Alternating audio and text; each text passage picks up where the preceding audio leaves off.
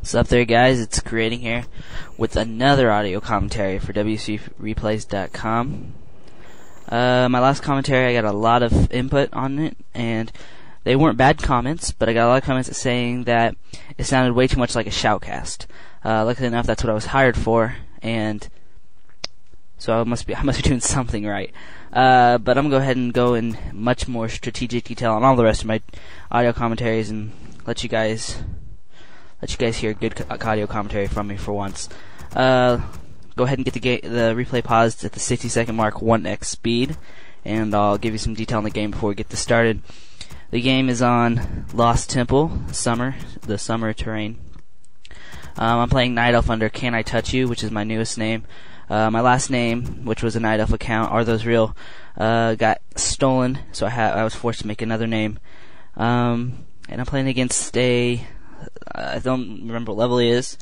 It's a lower level game, undead player called This Dick, and I'm mainly doing this audio commentary over the strat I'm going. He may not be that good of a player, but the strat I'm going is all around based, no matter what skill level player you're playing against. So this commentary will help. This strategy, I should say, will help you out a lot against the undead with Night Elf. Okay, go ahead and get the replay paused at the 60-second mark, 1x speed. And I'm hoping you guys are there by now. Go ahead and get Fog of War off, and we'll get this started in 5, 4, 3, 2, 1, unpause. Alright, I'm at the right side of the map, Night Elf, and I've got my altar and my one part of my strategy is you get the quicker AOW. You need that quick AOW for the archers at the beginning. I'm not going to go hunts, mainly because I know most all-around undeads are going to get the Death Knight and Fiends, or Crypt Lord and Fiends, especially if they get a Crypt Lord, because they'll use a carrying beetles instead of the ghouls. You will play some undeads. They go ahead and go mass ghouls and gargoyles, and this strat will work for that too, but you may have to revamp it just a little. I'm sending a quick wisp out there to search. After I get like 3 wisps or so on the lumber, my next wisp goes out there and finds that undead's base. I have to make sure I know this guy's going fiends and not ghouls. That way I know what to do with my next few building placements and buildings themselves. So I'm gonna go ahead and pick the hero, Demon Hunter. This is a, I guess you could say, odd hero of choice. You don't see Demon Hunter used a lot anymore in solo. People say he's too weak, but I find him primarily really, really strong if you use him just right. Especially against the undead and their nuking. A big problem with the undead in Night Elf is you get killed so quickly by their Coil and Nova, or Carrion Storm and Nova, or any type of hero nuking. And 150 mana or 100 mana burn going off one of their heroes really, really dominates the undead heroes. So I'm gonna go ahead and do that merc shop, quote unquote, abuse, and get really close to it without the creeps seeing me, and grab a Boots of Speed. And I think I grabbed something else. I haven't grabbed anything yet. Hold on. Grab a Boots of Speed and circle it there. That will help me out a lot, especially if that guy's got a quick frost tower, because I'm gonna go ahead and go in there and see if I can get a mana burn or 2 off on his Death Knight and stop him from doing some healing with his creeping. Mainly because right now I don't have any units, enough units I should say, to creep anything with, and I did the quick tech. That's one primary thing. You can get 1 archer, 2 moonwells, and you need to get that tech going as fast as you can. You'll see why very soon. So go ahead and keep massing archers once you get the gold after you tech. And since I don't have the units to really creep yet, I go ahead to his base. But then I saw my wisps that I had him in his base saw the Death Knight and 2 fiends going the same way my Demon Hunter was going, and I didn't feel like getting too weak. And I didn't feel like going too weak, and I knew he was going to go ahead and creep that spot because there's no other reason for the Death Knight and 2 fiends to go that way. And I'm going to go ahead and do the creeping in the middle of the map, where I creep the axe throwers and the shadow priests, which is really, really known from ROC days. Demon Hunter creeping those as soon as he gets out. I'm still massing the archers, and I get a quick Hunter's Hall. The Hunter's Hall is not for huntresses, believe it or not. Hunter's Hall is for the upgrades on the archers. Once you get upgrades on those archers, they can actually match against the fiends, especially with my second hero choice, which will be a potm. The True Shot Aura really helps out, in which the main idea of the strategy, you want to match what your undead opponent is going. I saw that he had, with that wisp that just went in there his base, I saw that he had 2 crypts going, so I know he's going to be massing the fiends, especially with that quick graveyard. So I'm gonna go ahead and mass. I'm still massing archers. It's got about 4 now.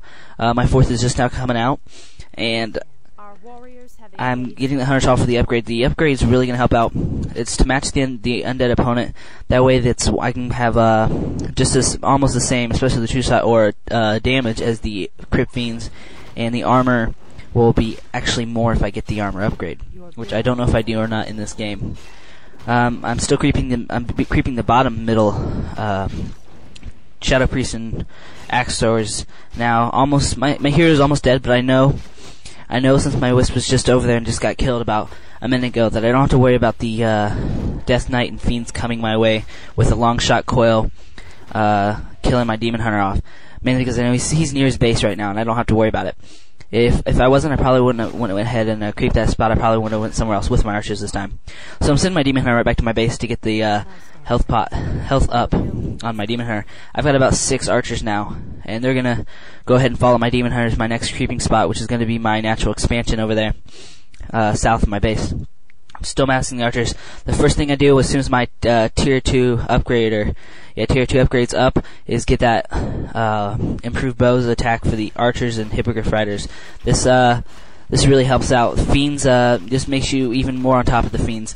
Your archers can now attack much farther than any fiends can, and you can go ahead and stay outside of range of any frost towers or black citadels, and take out crypts or graveyards or altars with your archers while the guy TPs or runs back to his base.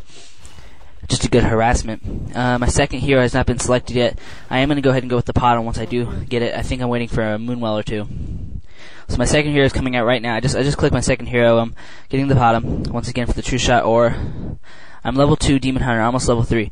The main thing with the Demon Hunter you need right now is evasion, because with it being your only hero, it's going to be coiled and attacked by the fiends. So I'm almost level 3 with my Demon Hunter, and once I do, I'm going to get level 2 mana burn, which is 100 mana burn away from his his heroes, and that will really help out. You'll see later on in the battle, especially if they haven't got any mana upgrades, such as Mantle of Intelligence or anything like that on their Death Knight or Lich.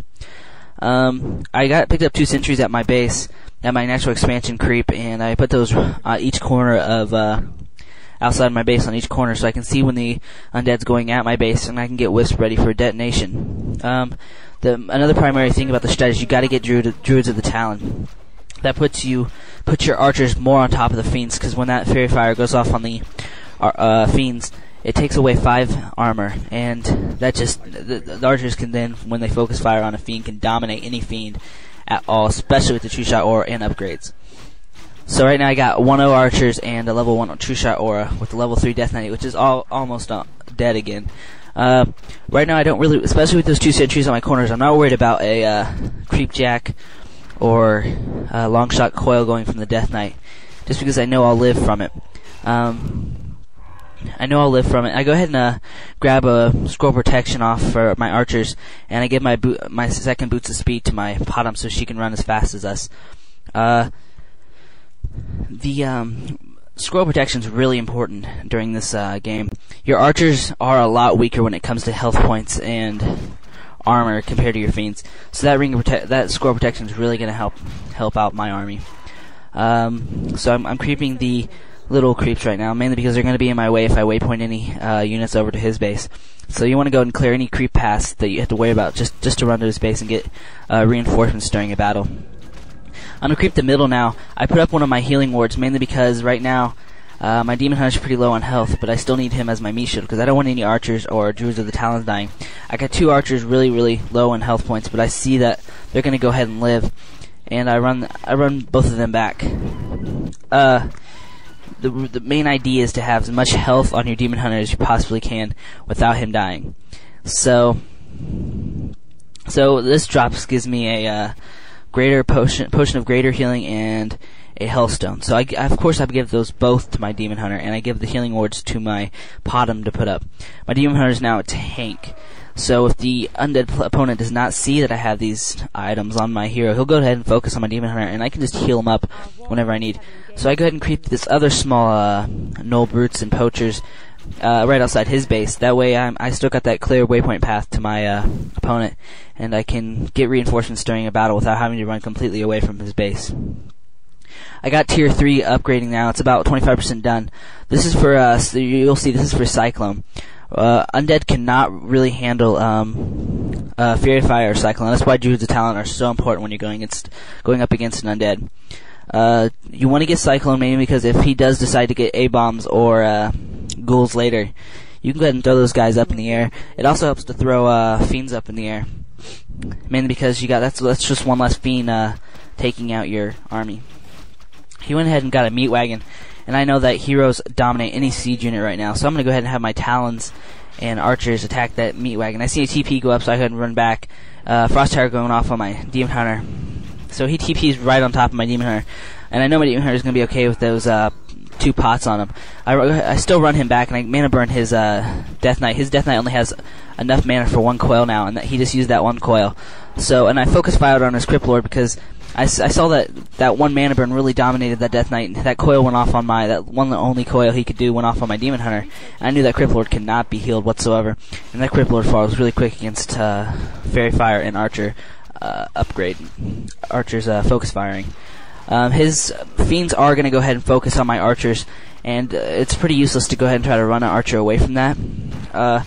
The main thing you want to look by at this point is that fiend costs 215 and archer costs 130. That's almost double the gold cost and of course lumber is also much higher for a fiend. And if you can take out 1 fiend for each one of your archers, then you easily got the game. Or got the advantage over your opponent. So you don't have to, you have to worry about micring. I'm not saying that really, but you just want to watch. You want to pick and choose what you worry about. Because if you go ahead and run an archer back, then the fiends are just going to go attack another archer, and you just have to keep microing instead of focusing on one of his fiends and killing off a fiend while still losing 2 or 3 archers. And I'm going to go ahead and focus on any of the ghouls I see. Fairy Fire going off on the ghouls. I can now see inside his whole base, which is great. Right now my idea isn't to win the game. I know with that many ghouls and a hero just coming out that I'm not going to be able to take him out. I run back, but I still want to pick off as many ghouls as I can. Archers with level 2 True Shot Aura and Searing Arrow from the Priest of the Moon are like assassins. You can just go ahead and run back and forth and pick off many units and take them out really quickly with Focus Fire. So I can Focus Fire 2 or 3 ghouls and a fiend there, and coil going off on my Death Knight, but I know he's okay. I'm going to use that last health pot of mine, or Hellstone I should say, and Mana Burn just going off on the Crypt Lord. And I knew that coil going off on my Demon Hunter meant that the Death Knight had no mana against it, and it just popped out, and you don't get full mana when you revive a hero. So I went ahead and focused on the Crypt Lord, and he fell. So here I am again, lightning shield going off on one of my talons. I stay him back away from the army, and I'm still trying to take out this 1 crypt. I know that if I can take out this 1 crypt, it will really dominate his unit impact, mainly because right now I took out all his ghouls, which means he's probably low on lumber, and he has no lumber income into his base, or into his lumber support there. But he does still have 1 crypt, so it's not going to completely paralyze him, but it's going to easily slow him down.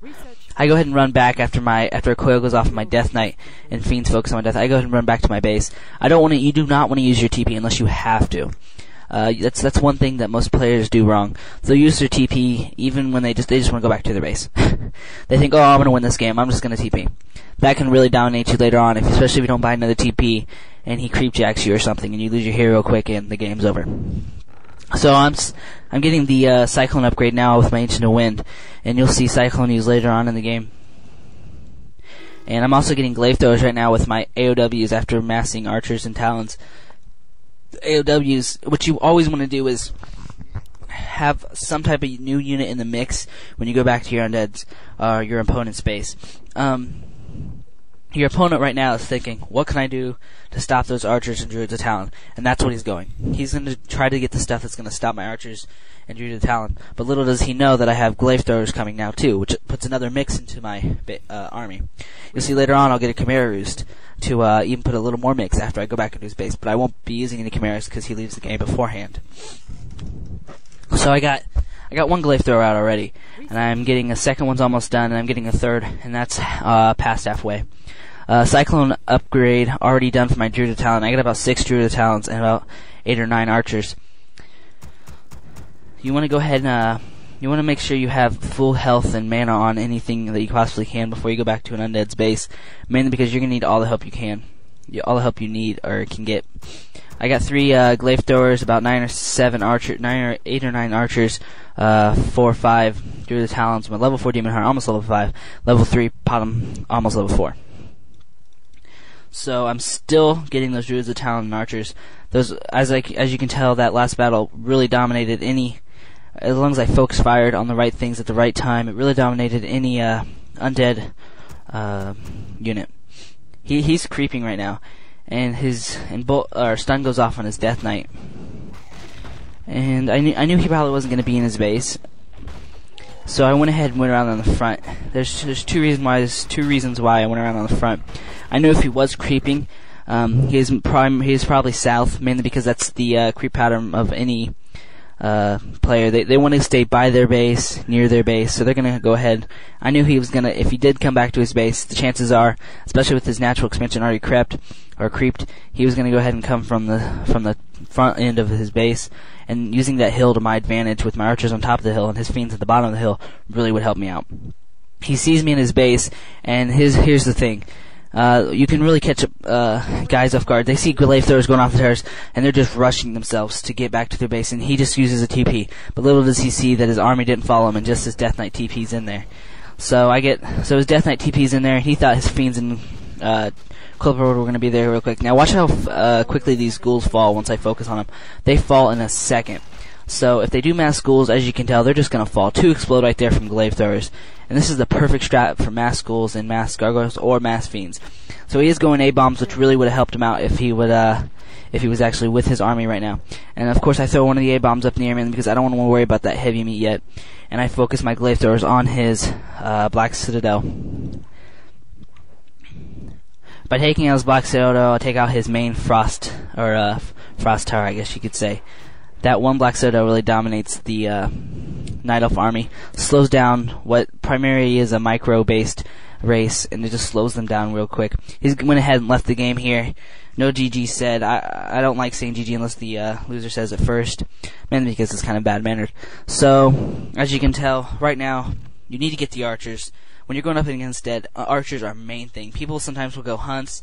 Hunts aren't that bad of an idea if you've got a warden with mass fan of knives and mana and health pots and anti-magic pots on her, because Nova and Coil will dominate any warden with that low health point based hero.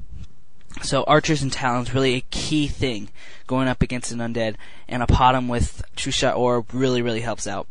That at the end of the game I had about level 2 True Shot Orb, which give like plus 4 or 5 damage to the archers. Plus I had the 2 upgrades with the archers, improved bows and marksmanship, which did more damage and longer increased range, which really dominates any fiends. And the main thing you want to do with this strat is not beat your opponent really quick. You want to keep a good harass on him. You want to make sure you know what he's going. You want to make sure you know he doesn't have an expo. If he does have an expo, you want to get those glaive throwers much quicker. Take out the expo if any towers. If not any towers, don't get the glaive throwers. And just go ahead and take out the archers or towers. And Druid the Talent just put you that much more on top of the fiends and heroes. -5 armor going off on a fiend with 0 armor already, or any upgrade armor, really dominates the focus fired by archers. So that was about it. Talk to you later, guys, and listen to me on shoutcast. See ya.